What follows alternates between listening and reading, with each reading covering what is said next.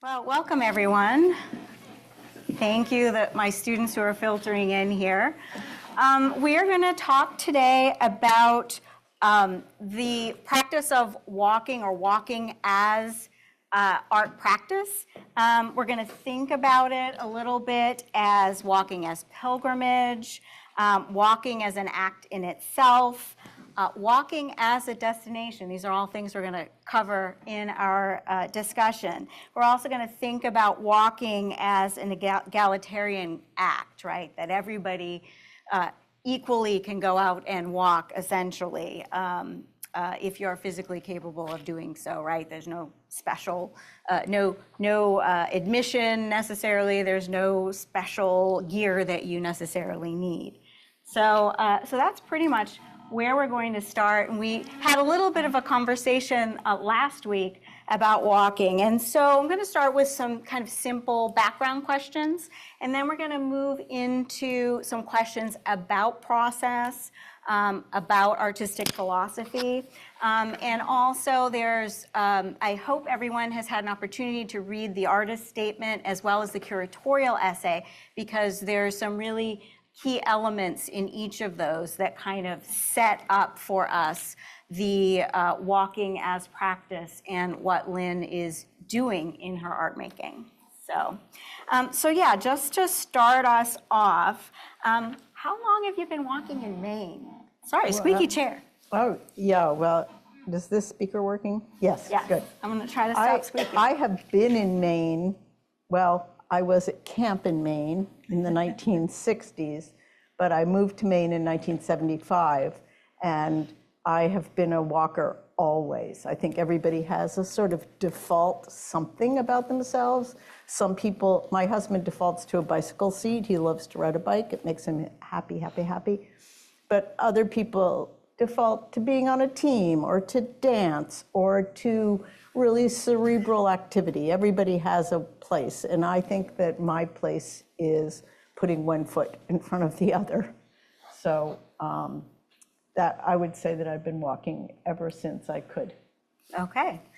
And do you walk on your own with your husband? I went on one of your walks and there seemed to be some other people who regularly walk with you. Who do you walk with? I mean, I walk every which way. I always say I walk to get places. I walk to move through space. I walk to be outdoors where the air is different from indoors. And I walk for company, and I walk for nature. So sometimes it's with a lot of people, and sometimes it's very singular activity. And I assume everybody has those moments when they want to get out and just move. Well, almost everybody, right, Judy? And so go ahead. So so walking is a big part of your life, right? Essentially. So what made you decide to use walking as a device or a motivation or instigator for art making? Well, this is sort of, it's a great question. I mean, I have always worked in series. I'm a wood carver, in case anybody hasn't seen my work. And I've always worked with groups of pieces. And at a certain point, I got sort of disinterested. But in about 2017 or 18, I thought, I've got to do more than 5 or 6 pieces. I'm sick of this moment. Anybody who's made art or writes or plays music or anything, does anything creative, knows that there's a point at which you say, oh no, now what? And it's what some people call a twilight zone, where you know a lot of things in your body, but you don't know which direction to let them take you.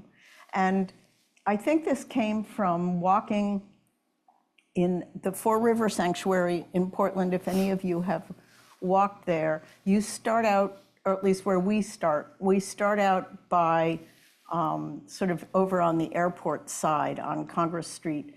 And you walk and you start out with big, beautiful marshes, and you go over a bridge, which is over a tidal river, so the water is either coming in or going out. And then you end up in the woods, and you have these beautiful wooden bridges to walk across, and you end up at Jewel Falls, right in the woods. So it's a really diverse mile-and-a-half walk, right? It's not a huge amount of time to see all of these different environments. And I just thought, oh, I love these bridges. So, and I saw a great blue heron one day when I was walking there, and that did it. I thought, oh, I think I'll do pieces about walks. I mean, why that came to me, I don't know, but I made the decision. I'm doing 20. And I'm past 20 now, but it was great to have something carrying me, and it carried me through the pandemic, which a lot of people, as you all know, sort of got lost during the pandemic, but it really gave me something to go on. So 20 was kind of an arbitrary number? Totally arbitrary, totally arbitrary, but it sounds good, 20 walks, But it also becomes a goal, right? Yes. So in and of itself. So there's the walking that kind of activates the work, but then there is this goal of 20 works that Right. you're going to accomplish. Right. Did you have a deadline for accomplishing No, them? no. The deadline, as a matter of fact, I probably got there sooner than I wanted to, right? Because it was about 5 years worth of work, and maybe 6 years, no, 5 or 6 years anyhow. And I'm really glad I still have ideas about walks, because also this is a very unmoored time. Again, we're in this situation where people can't, at least artists that I know, are feeling lost. And so I've been very lost, except for when I know that I'm going to pull together another walk piece. So Let's just and get to... it keeps me from making super political, angsty pieces, which would be easy to do right now, or easy to think about anyhow. Well, let's jump ahead on Okay. the question just a minute about, because you said it keeps you from making political or angsty pieces, because there's a bit of humor in your work as well. Well, one of the things that we talked about last week was there's a lot of art, particularly contemporary art, that is very pointed, very political. And your work, like the clown shoes, that there is some humor that's involved in that. And so, because you said you wanted to get away from angsty work, right? Right. So, I grew up, every time I say this, luckily none of my siblings are here, but every time I say I grew up in a family that didn't have a real deep sense of humor, I have a sister and a niece who get very angry. And they say, we do too have a sense of humor, which is my point, exactly. But I married somebody who does have a sense of humor, and I found that I had to tap into my humor. So, and it makes me much happier when I'm making art, if I can be occasionally amused. Okay. So, yeah. So I was just jumping ahead. I'm going to Yeah. jump back now to, because I'd asked you about how you used walking as the device. You Right. arbitrarily chose 20 walks.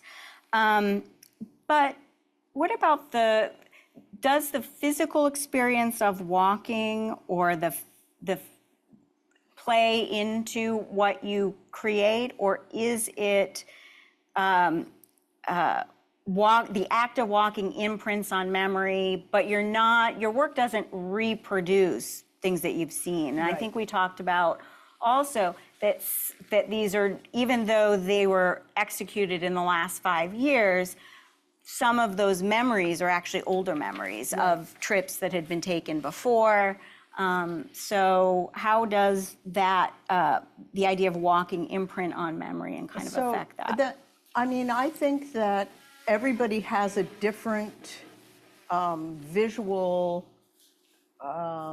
reservoir. And some people are a lot more visual, and some people have a lot stronger audio, I don't know, capacity. And I'm sure that even though I love language, that my ability to take a memory and transfer it into something visual is a deep part of this. So I walk, I have memories, but I think everybody, if you can think of any instance when you did anything, I don't care what, and you try to reach back for some nugget of out of that experience, we could all have the same experience and all of us have a different nugget, so to speak. So I'm paying attention sometimes as I'm walking. Actually walking is like, oh, you know, whatever. But sometimes it's it's sort of the after image or something like that. Does that make sense? And it's funny, I have a very dear friend who knew a lot of my walks pieces, and she said, I have to take you on a walk. You're going to love it. You're going to make a sculpture out of it. Like, no, I don't think so. It's a beautiful walk along a river. But so one of the questions really comes to the question of what is sculpture?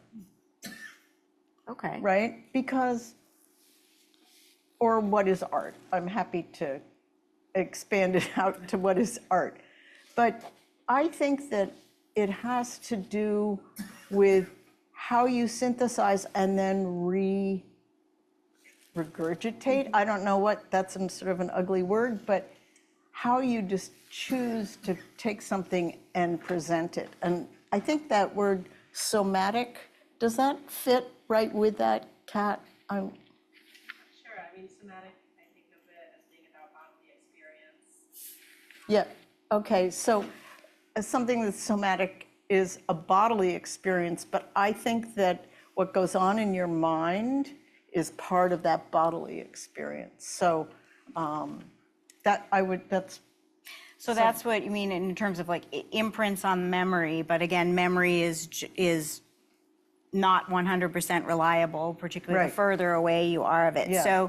So you get an impression, and then you maybe filter memory Yeah. or consider. Yeah. I was actually thinking about. Well, this is a piece I did during the pandemic. We walked every day. When I draw, I usually draw from life. That's my preferred way. I'm a sculptor, so I'm gonna want to draw having an awareness of dimensionality, a strong awareness of dimensionality. But my husband and I walked almost every day, took photographs, and then I went back to the studio and used just scraps of wood that I had. There's an artist who makes beaded work. Her name is Liza Liu. And she's very well known for beading an entire kitchen, like the toaster and the cabinets and the coffee pot. And so she's a person who's very particular, but she said, let's not buy anything during the pandemic. Let's just use what we have in our studios. And I had lots of scraps of wood, although several of them I had to cut down to make them because I decided I was going to do these relatively, I mean, if you've seen them, they're not much bigger than this, and they're maybe 1/4 of an inch thick. And Postcard-like. yeah, they become postcards, and they're almost every single one of them of Portland. There are 1 or 2 that are in an area just across the Portland line into Falmouth, and 1 or 2 in Gorham. But it was just a lot more than 20 walks just in this one piece, right? But it was then I made it into a quilt and draped the quilt over a chair, and that was really important to me. But another aspect of this, which is sort of irrelevant to the other things we've talked about, is that the back of each one is has a list of the day that the photograph was taken, the location, and the day the drawing was done. And so the back of it, which is lots of different kinds of woods, reads also in a very animated way. So. I do want to talk about display, but before we get to that, can we talk a little bit about materials and choice of materials?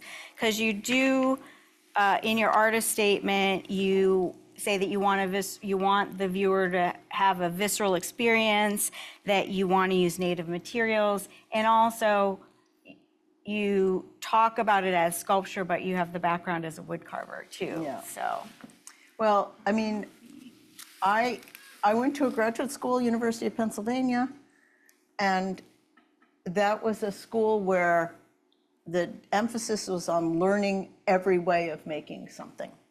So I knew how to cast bronze, I knew how to make molds, I knew how to carve stone, I came in knowing how to carve wood, but I learned how to weld. So every one of those things, they were a real strong believer in having the technical skill to execute anything you want. But I realized I liked wood. And so the casting of bronze, it's exciting when you have all that fire, but the rest a of lot it's of work. It's very labor it's intense. so labor intensive. And you make something and then you unmake it basically, and then it gets made again when it gets poured, and then you have to unmake it in many ways, get rid of the mold, get rid of all the excess. It was like, I'm not that type of person. So I definitely went towards wood.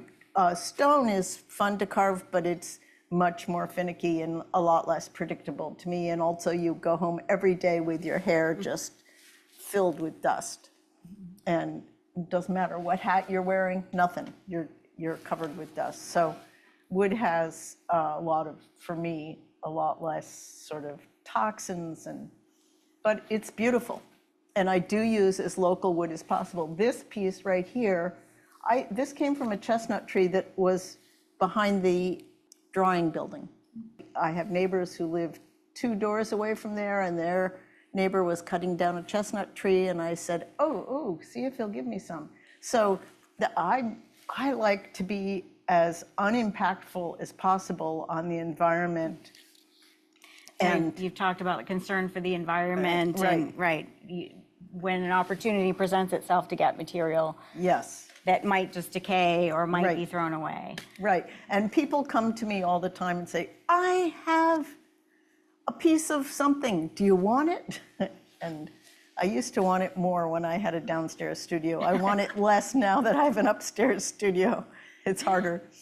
Well, you said you had a connection with the city arborist, and you got Yes. some things from Yes, he brought me in his pickup truck all this old lilac he had cut. And lilac is beautiful wood.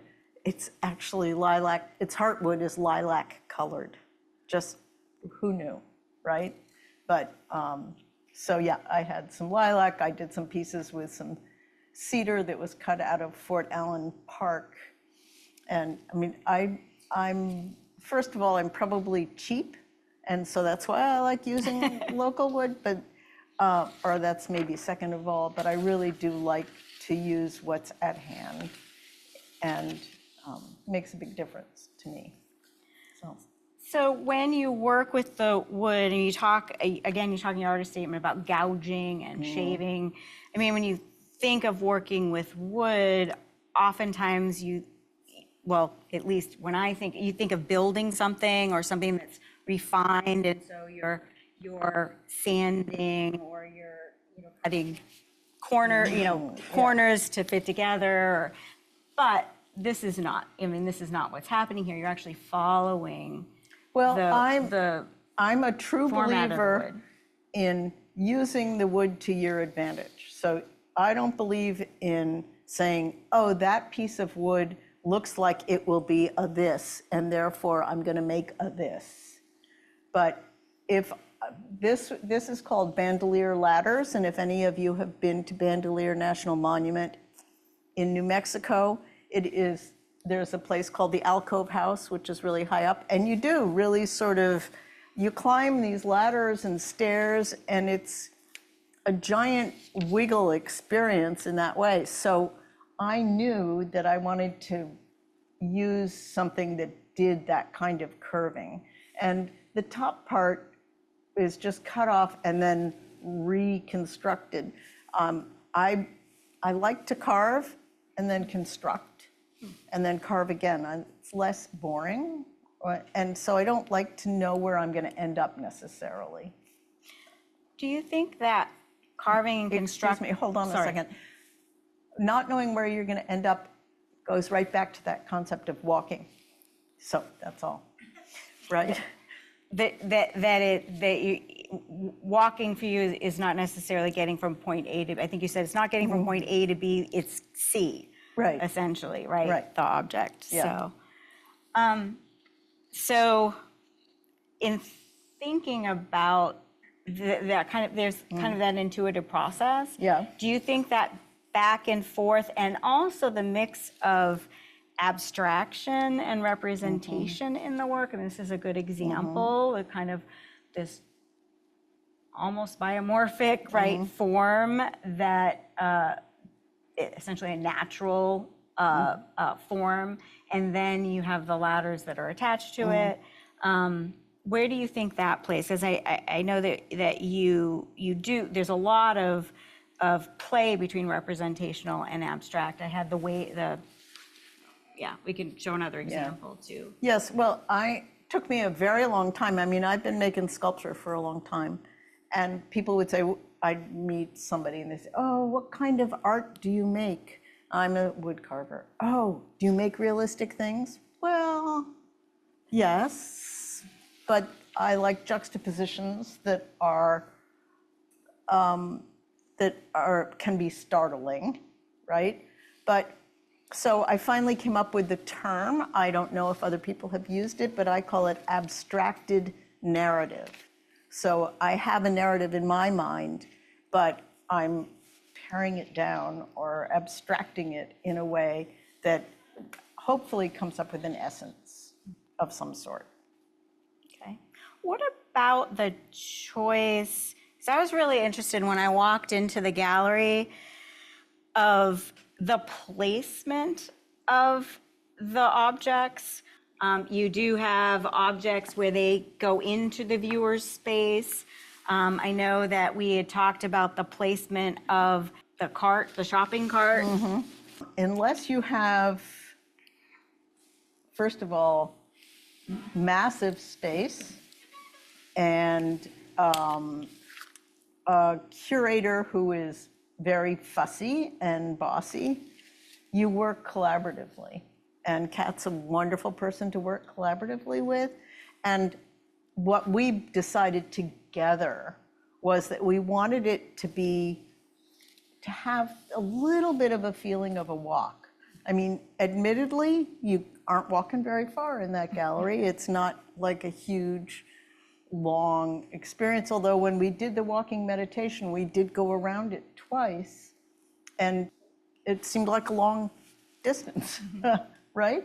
Were you here? No. No, not for that one. But I was the somebody, nature walk. Wendy, you were here, right? And Susie. So it did feel rather like it took some time.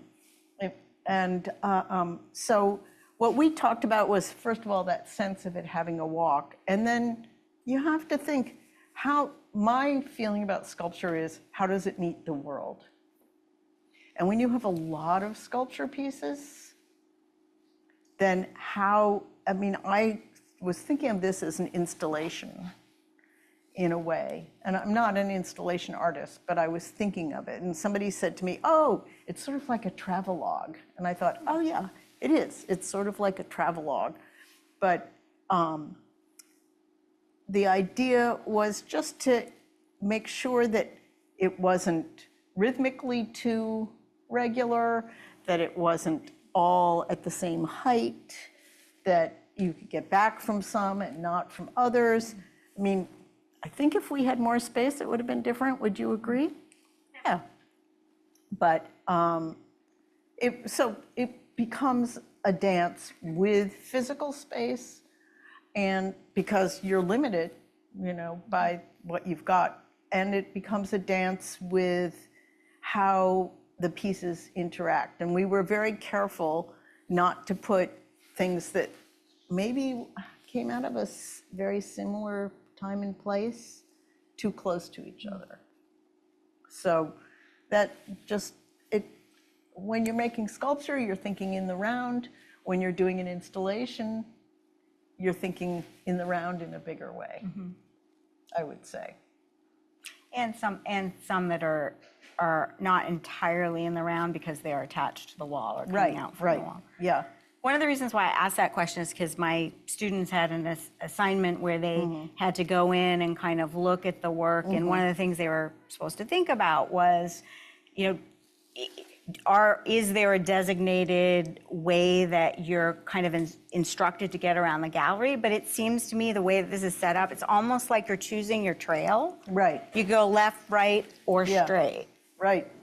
Yeah. And you could be pulled straight because that's where the shopping cart is kind of in the middle. Yeah. You can kind of be pulled to the right because there is large piece on the table. Right. And so, so I was kind of, that's one of the reasons I was kind of thinking about that, right? Well, as a curator, I've done curatorial work, and I can tell you as a curator, and Kat can confer, and I think Judy probably can confirm, you have to think about all of those issues. Like how does a sculpture meet the world? How does a person enter a space? And that really, in some ways, comes back to walking.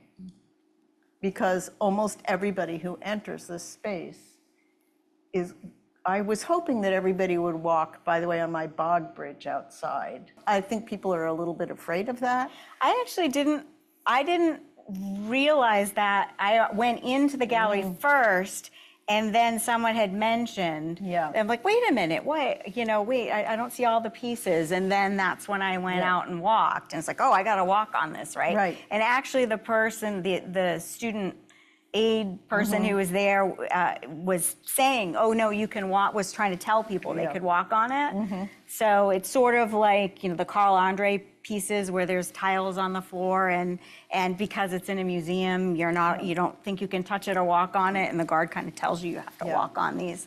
I mean, it just looks like squares of linoleum but they're made out of metal, but still. Yeah, well, that brings up a question that comes right to sort of an art history perspective, which is people who are using walking as their art, or who are making art in the space they're walking through, because that's a different kind of art. Those people are definitely thinking about what is this impact of moving in through whatever, a space. So, and how do I want to engage somebody? So I don't know if you have talked with students a lot about that so far, but it's really a question of,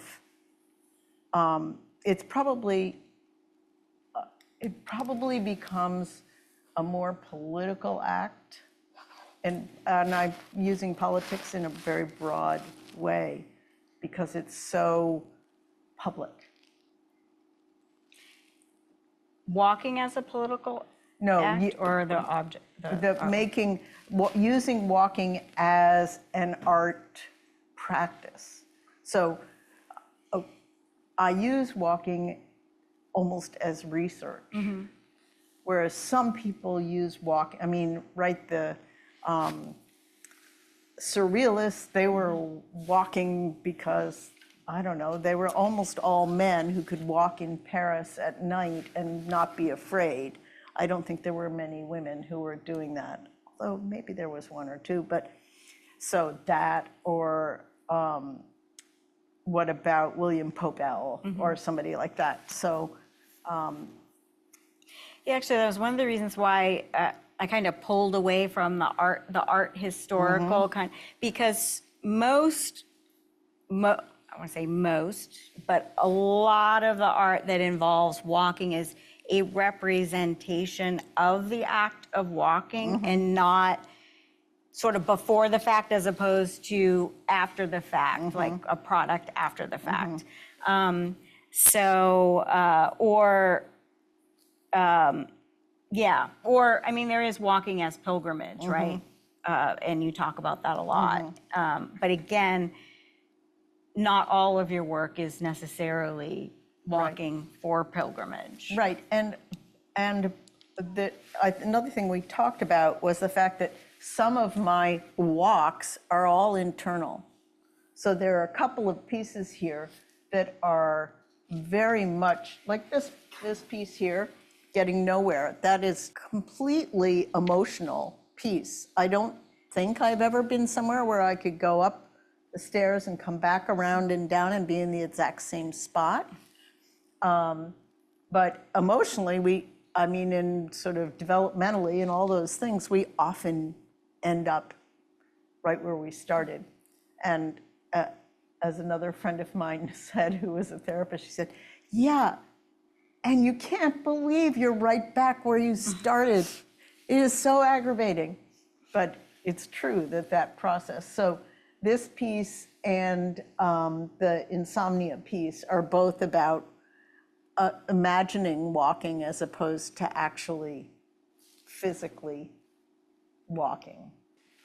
So the piece with the stairs and the pillows is very much about a mental place to be. That's another pandemic piece. It's like, I cannot sleep. How many people suffered from insomnia during the pandemic? Maybe only me. Yeah. I don't know why, but it was just one of those things. So I outgrew it or something. But so I spent a lot of time wondering what that looked like in my brain. That's interesting. I wonder if that was too, because we weren't going out into the world the way and encountering the world the way we usually would. Yeah. And so you're kind of, it's like why they say you shouldn't watch television or read in your bed because it makes it harder to fall asleep. So, Yeah.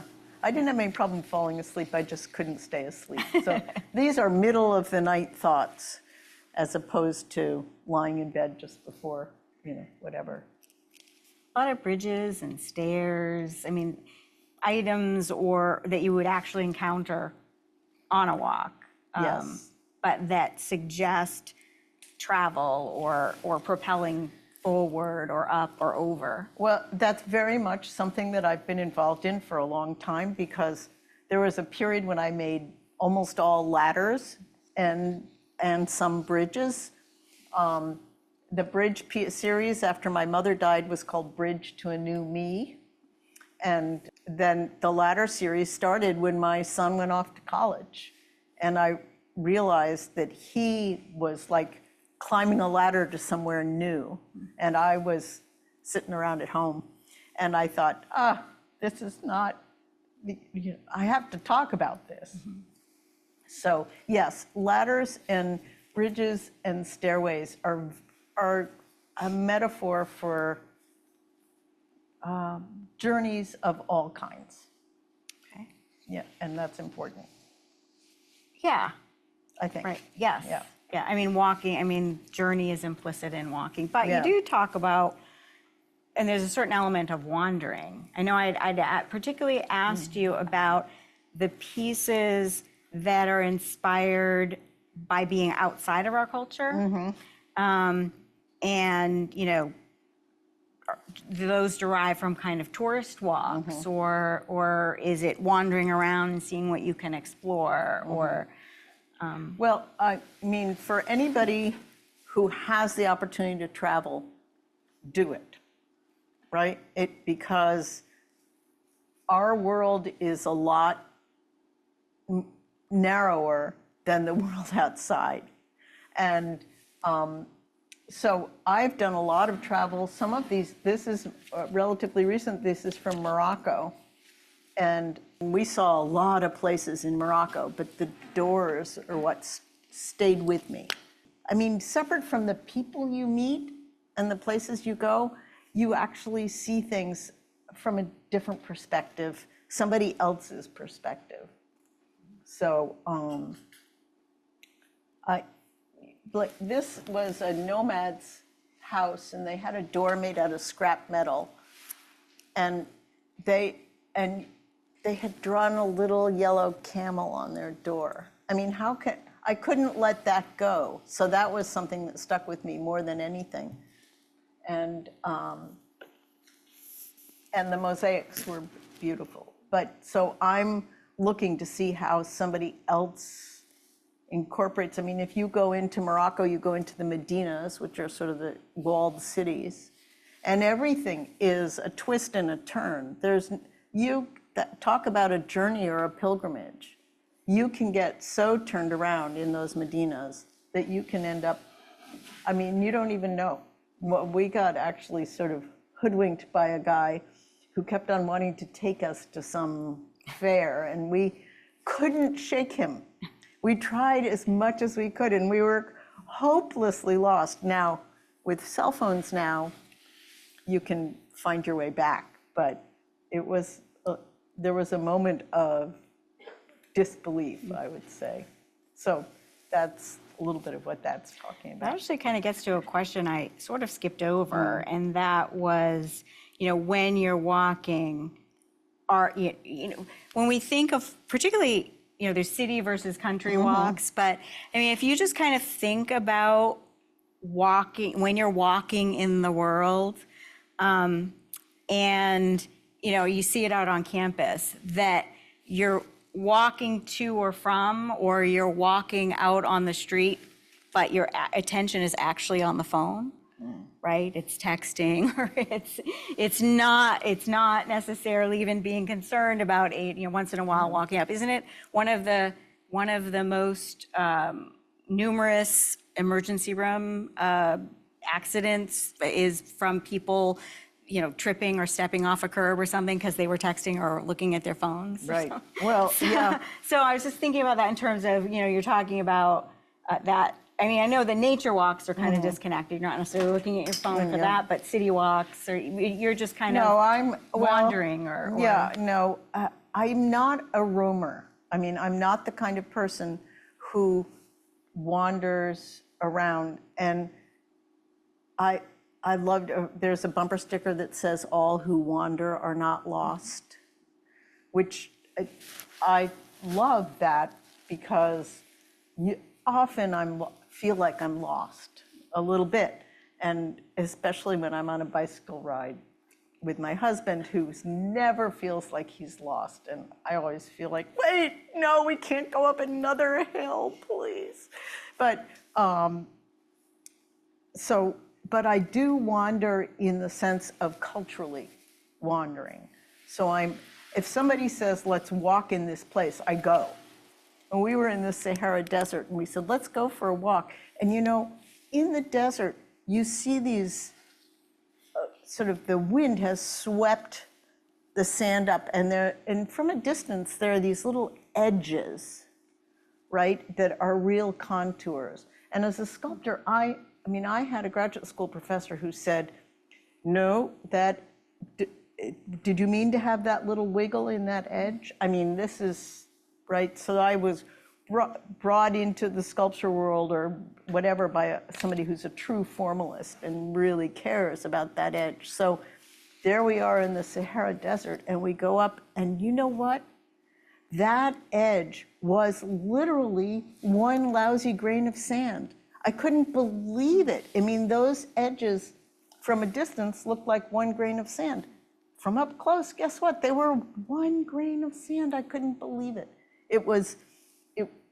So that suddenly something that's so expansive and massive becomes really specific to part of what my attitude is about form. It's like, how do we describe these edges? And how does nature describe these edges? And I just talk about a scale change. I mean, I was just blown away by that. It's almost, metaphoric for the art itself, in that you're kind of distilling this kind of world experience, or this experience that encompasses a span of time, right? And then pulling it into a three-dimensional object. Right. And that's you want a sensory experience. You talk about the sensory experience of the materials, but also wanting the viewer to have a kind of sensory experience in walking through the gallery or encountering the object. And so it's interesting. Duncan Hewitt, who some of you know, who taught here for years and is a sculptor, came to the show and he said, and he's the kind of person who would walk on a bog bridge. And I said, Duncan, I hope you walked on the bog bridge when you came in. And he said, I didn't. And I said, oh my God, I put it there for you. That was like, I knew that this person would walk on a bog bridge. And he said, and he asked me a question which I think is really interesting in regards to what you're talking about. He said, that was the only full-scale object. Wrong, because this is also a full-scale object. The idea of taking an experience and compressing it in some way, it for me is, well, first of all, physically necessary, because there's no way I'm making these things life-size, right? A life-size wave would be the size of this room, and I don't have the money, the time, the space, the inclination. It wouldn't make sense because then it would be reproduced, right? Right. Anyway, if Well, it were life it size. reproduced, although this is reproduced, but it's hardly this. I mean, you could put things in it and wheel it around, but anyhow, the question of scale is a really interesting one, and how we experience a cultural moment, or a physical moment, or a mental moment has a lot to do with how we represent scale. So with the shopping cart, we were talking about kind of a recognizable experience that are recognizable or cross-cultural, and well, everybody recognizes a shopping cart. So did that play into the choice to make this essentially accurate size? Or? In a way. I mean, anybody who lives in this country certainly understands how shopping carts transport things. I don't care if it's transporting toilet paper or sleeping bags or lots of puppies. I mean, in other words, you can use that object. It's a brilliant design because you could throw your kids in it, right? Right.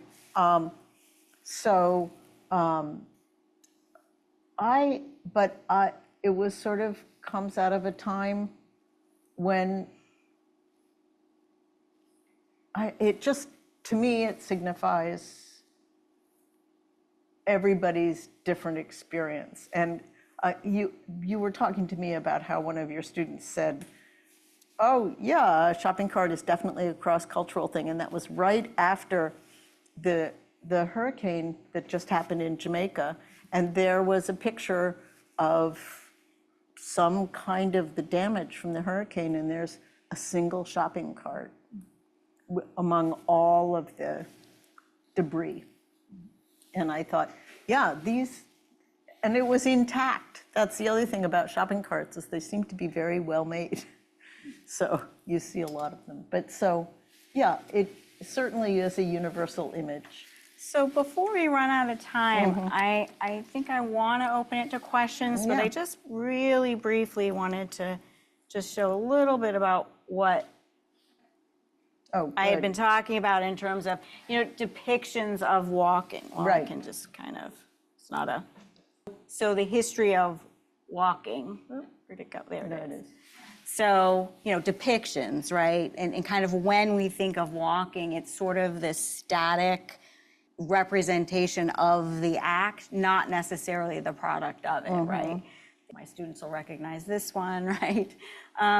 So, There we go. right? Yeah. So hunters, so we're not concerned with their identities, we're concerned with the activity that they're returning from, how that kind of works into the composition, right? Or kind of the romantic aspect of walking, or nature as sublime. So I had to put this in, it's one of my absolute favorite pieces with the little doxy with his legs there. Or trying to, in a bronze or something that's solid, trying to make something kinetic or represent movement, not terribly successfully. But it's really, once you get into more contemporary art, 60s, 70s, 80s. Of course, there's a lot of artists, performance artists who use walking, their bodies and the movement of their bodies as the artwork. Or, I don't know where my label went on that one. Baldessari's, this is his piece, California, where he goes out to different locations on the map where the sea is on the map of California, and he goes to that location to find a shape that looks like the C or looks like the L. Or Vito Acconci, who did this piece, Falling piece. Today it would be stalking, he'd probably be arrested, but he followed somebody, he picked them up in a public place essentially and followed them until they went into a private place, right? So he's one of our kind of body artists, performance artists. And he documented it, right? So there's a conceptual element to it. But again, there's not, or here you have to make a pilgrimage out to Spiral Jetty and you can walk on it, or originally walk on it. It has, the remnants of it have arisen because of drought, but, so you can technically go out there and walk on it, but, or the idea of pilgrimage to the Vietnam Veterans Memorial and the walking down and walking out. But again, it's not, that's why I was having kind of difficulty kind of stuff like, walking, but walking as practice, or the result of the walking is this three-dimensional object. That's really not terribly common in the history of art. Or Andy Goldsworthy, who makes these pieces in nature, far away, you make a pilgrimage out to them. And one of the artists that you mentioned, before we get to Francis Elise, so walking can be political, right? So he walks with this can of paint. Basically, Jerusalem had been divided up with a Sharpie, and so the Sharpie and the width of the Sharpie is on the map, and I think it's less than 10 feet when you actually put it into real space. But obviously the mark is on the map, but it's not here. So there's this kind of no man's land where this division is. And he walks with a can of paint to remark and to mark where that line is, essentially. But yeah. And I forgot to also put in Martin Puryear, if you're thinking about really incredible use of natural materials, right? I think almost every a sculpture that Martin Puryear does, I just want to go touch it and hug it. And and you can go down to the Boston MFA right now. That's right. There's a Puryear show there. So that's right. But I do want to open it up in the few minutes we have left. If anyone has any questions, want to follow up, we can probably turn on the lights and thoughts that you have about walking, maybe an interest in using walking as practice, or a kind of goal. Do you think there's a reason why sculpture works so well in your handling of memory and muscle? Or did you choose to handle that sort of thing because it works so well with sculpture? Wow, what a great question. Sculpture, because you have to think about things in the round, there's always that sense of that journey around something. And so I wouldn't say it was part of my motivation for making things, thinking, walking around. That would not connect, but that whole sense of there being a physical narrative to sculpture, which you can get in painting, especially if it's really long paintings, right? I mean, physically, that require that you move. But while that's probably true for me, it's probably not true for every sculptor. So It's a good question, though. Yes, Kat? I was just thinking, some of your pieces have this unique aspect where the material is from the place of the walk. So you have the material that's from the place, your experience of the walk, and then it's being re-represented in the material itself. But that's not true of all of the sculptures No. in the show at all. No. I'm just wondering if you think that that's a unique aspect to certain pieces, or when does it happen and when does it not happen? Well, it is true for the Gray Woods. I went to the Gray Woods, and which happens to be in Gorham. I think that probably I don't think that much about material. I just have this memory, right? It's like, oh, I know where I can get that. I have to go back there. So in other words, what I'm doing is more than anything using memory that is a visual memory in order to bring it in. So you mean going back to after the walk, but Yeah. when you're thinking about making the work, you go back Yeah. to the. Well, the it would be location. rare, but certainly for some of the pieces, yeah. But like, I didn't go to Manhattan to get wood for Judy's walk, and I didn't go to Thailand or Japan to get wood for those pieces. So, yeah. Yes. Forgive me if you already talked about this, I walked in a little late, but I'm curious about the way that you have all kind of referenced the walk. Makes it sound like a proper noun, rather than like the simple act of like moving through your day. Right. And I'm wondering if there is a distinct time and place or like feeling or thought process that transforms walking into a walk or even the walk. And when does that happen for you? I think I probably reach backwards more than I, it's hard to explain, but I think I'm answering your question. I don't think of, I mean, it's true each of those sculptures is called a walk, but I think of it, maybe I should have called it 20 memories, and that would have been a little bit, or 20 walking memories, I don't know. But so it's a question that I think most artists would probably have to ask that of themselves every time they make something. So it brings up this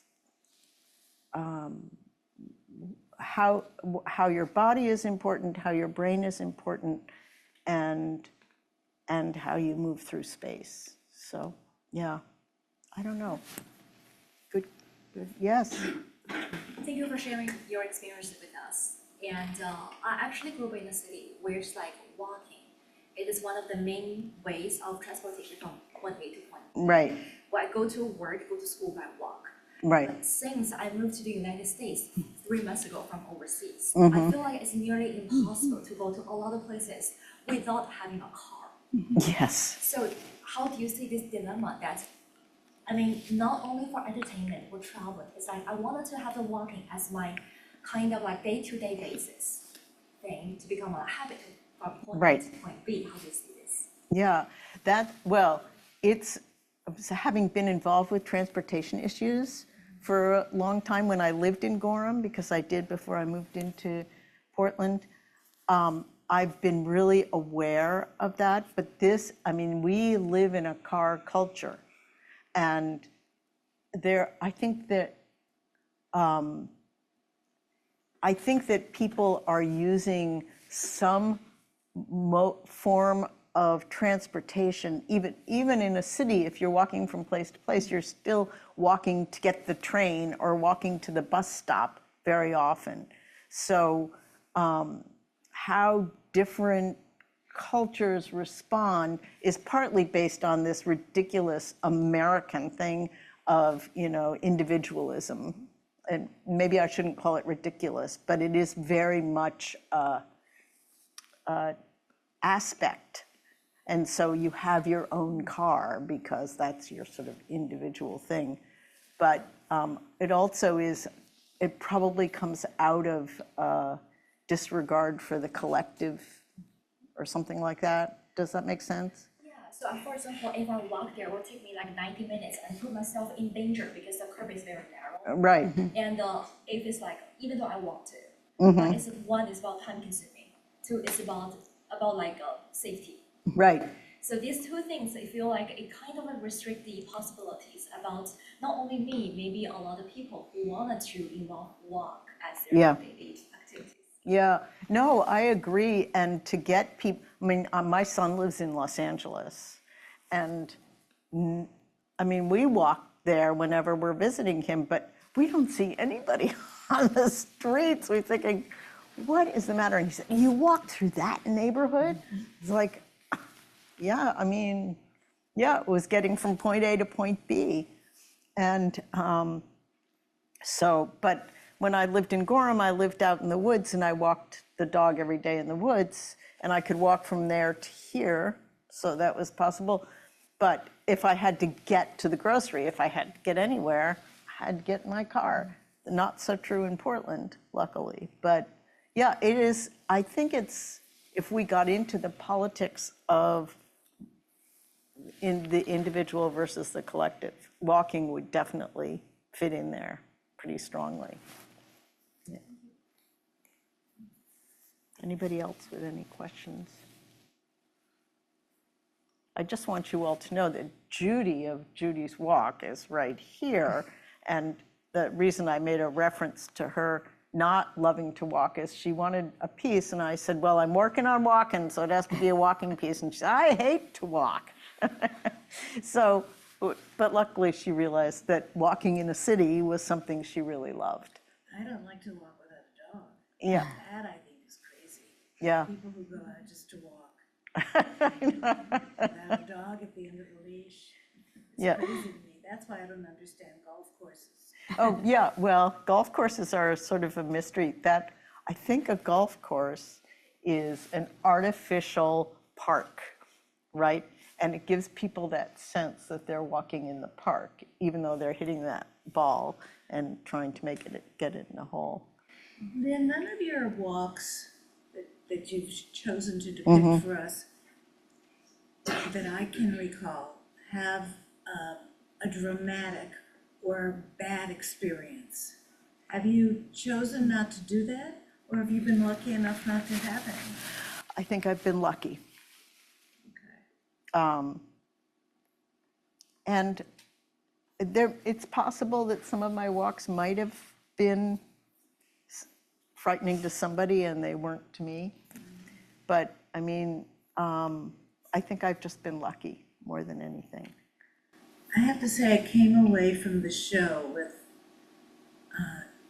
tremendous sadness for people with memory loss.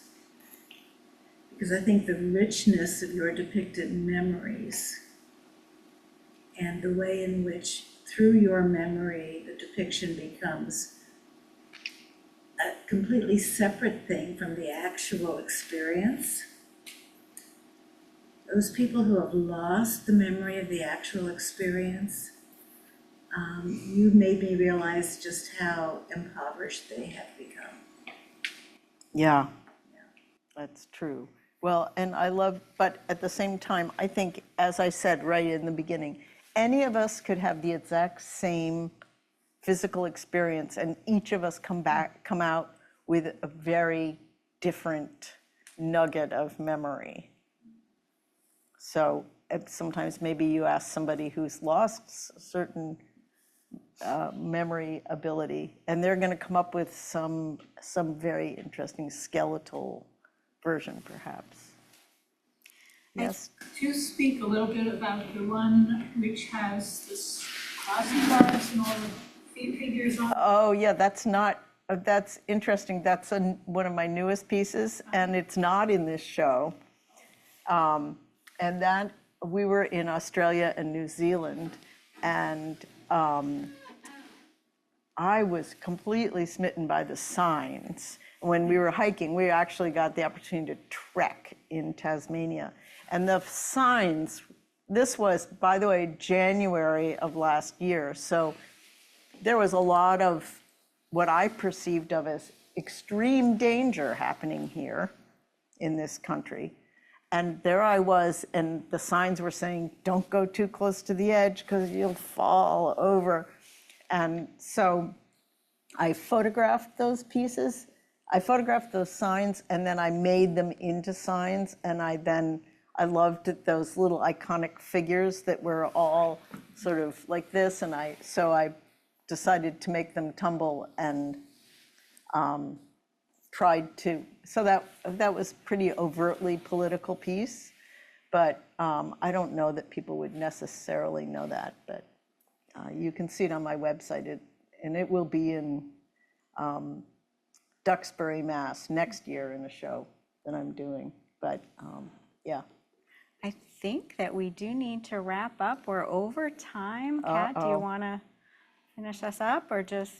I did not have closing statement. No, just we'll thank everybody Yeah. and you can go over to the gallery. Yes, I'm going to be in the gallery afterwards, so if anybody wants to come over, I'm happy to give you a walking tour. Thank you so much, everybody. for Thank coming. you. Thank you.